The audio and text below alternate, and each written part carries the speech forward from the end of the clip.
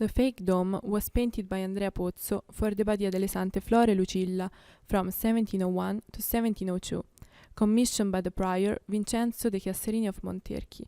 Andrea Pozzo, a Jesuit father who was born in Trento in 1642 and died in 1709, was an esteemed architect, painter, scenographer and decorator in perspective in the late Italian Baroque. The series of fake domes created by Pozzo include 8 paintings, some painted entirely by him, others carried out in collaboration with other artists or according to his project. The first work completed with this subject was that of Sant'Ignazio in Rome in 1685, which followed those of Frascati, Montepulciano, Arezzo, Vienna, Lubiana and Modena. These large paintings on canvas or board, through the use of perspective, imitate the concavities and convexities of real domes, which, for different reasons, hadn't been possible to build. The fake dome of Arezzo reminds us of the one represented by the same artist for the Church of Sant'Ignazio in Rome, even if it is smaller. In fact, the Aretine canvas has a maximum diameter of 8.20 meters, while the Roman one has a diameter of about 18 meters.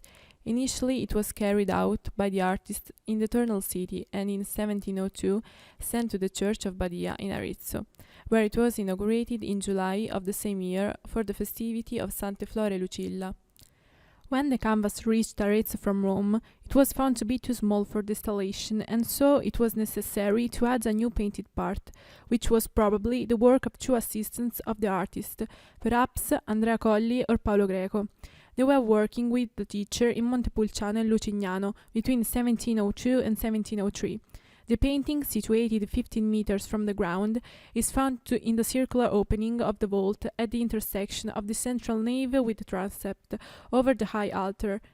The work, representing the interiors of a dome, is characterized by a wide use of curved lines to create a realistic 3-dimensional perspective effect.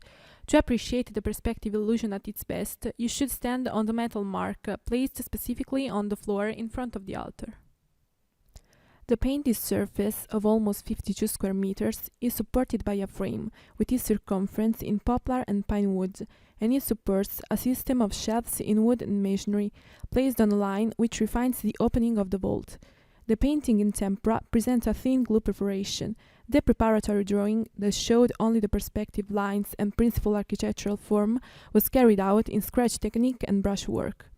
The representation of the dome is very complex. In the foreground, alternating windows and columns are visible, leaning on double shelves, which jut out rather like long ribs that at interval in the spaces of the vault, creating 8 sails in the interiors of the dome, reach up to the bright extremely high lantern.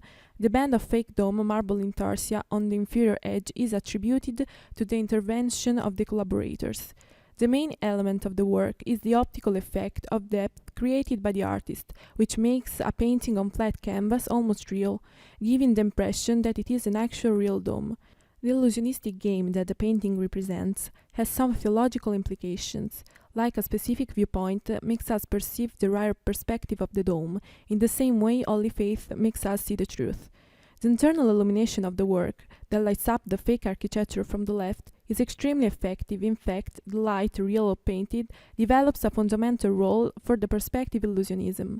The artist pays great attention to the effects of the color of the painted architecture, also in comparison with the real one of the church, so that it is probable that he visited the Badia before carrying out the work. Few are the colors used to define the painted architecture: white, black, ochre and touches of pink and blue of the marbling. Noticeable is the use of the lead white to enhance the incidence of the light.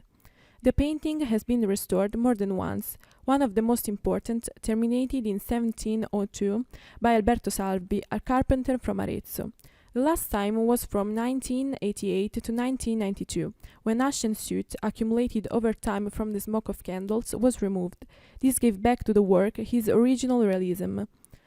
Even after 3 centuries, the fake dome by Andrea Pozzo is still one of the major attractions of the splendid Benedictine church.